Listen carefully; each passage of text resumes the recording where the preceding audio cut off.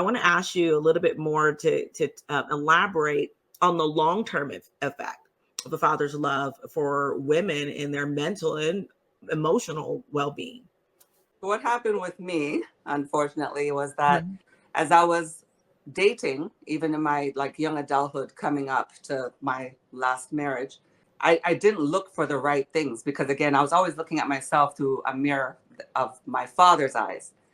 So Mm, even my children's father, that relationship was not very good. And in fact, it was went on much longer than it should have because I was receiving and also responding in very toxic ways because that's what I saw. That's what I also saw right. between my mother and father. I didn't see healthy love. I knew very early out because I didn't have the greatest family life that I wanted to be a mom, like as soon as possible. I Yeah. wanted my own family. I wanted the ability to express love in my own way. And I was going to be a great mom and all these things. Yeah. So I actually did end up having my first son pretty young. Now, Uh, my selection process is a little bit strange because I ultimately ended up being with somebody and having children with someone who's very similar to my father to in a your lot of father. ways.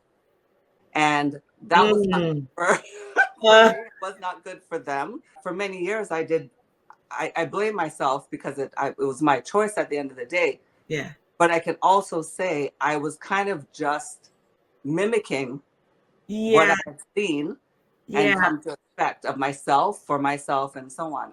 And Yeah. that's the thing with when you grow up in a very unhealthy environment, you put yourself in these situations that takes you way too long to step away from because it's just what you know.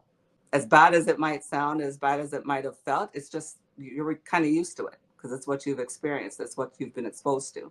So, in terms of selecting, who I had children with, that was definitely influenced by the relationship with my father. I picked someone that I felt like my dad could say, "You made a good choice, girl. Like, good Yeah. for you." But that person was so much like my dad, and in so many ways that were not good for me.